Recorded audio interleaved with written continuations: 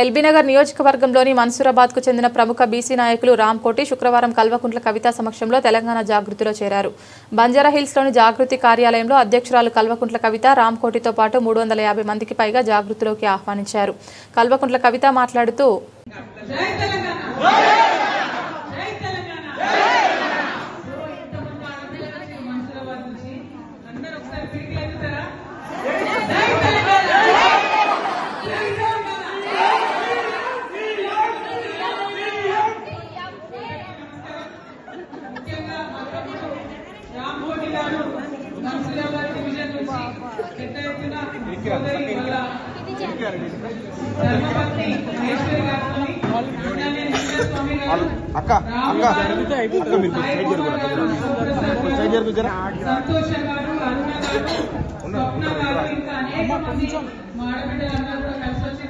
మరి ఇక్కడ మా అన్న రూపసింగన్న గారు, మా వర్కింగ్ ప్రెసిడెంట్ గారు నవీనాచారి గారు, వాళ్ళ కోల శ్రీనివాస్ అన్న గారు, మన మారన్న గారు, తమ్ముడు నరేష్ గారు, రాజమల్ల బాలకృష్ణ గారు అందరూ కూడా నాయకులు ఉన్నారు. వారందరి సమక్షంలో మీరు చేస్తున్నారు.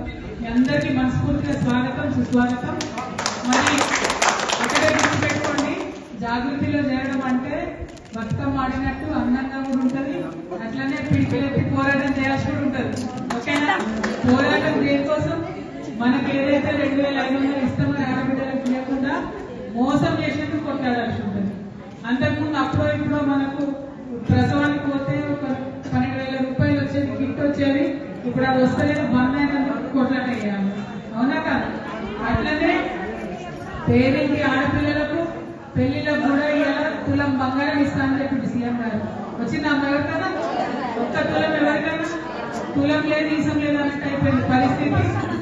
అంతే, 1 లక్ష రూపాయలు కూడా వస్తలేవు. కాబట్టి వాటి కొట్లాడాలి. అన్నిటికన్నా ఎక్కువ మన తల్లులకు ఏం బాధ ఉంటుంది? పిల్లలకు నౌకరీ కావాలంటారు.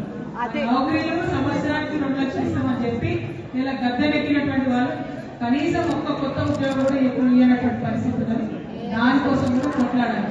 అన్నిటికన్నా ఎక్కువ మరి మన బీసీబీలు ఇస్తామని చెప్పి ఇవ్వకుండా మోసం చేసినందుకు దానికోసం కూడా కొట్లాడాలి. ఒకటి కాదు, 2 కాదు. జాగృతి అంటేనే పోరాటాల బావుట, జాగృతి అంటేనే విప్లవాల జెండా. దానికి సిద్ధంగా ఉన్నారు అందరూ.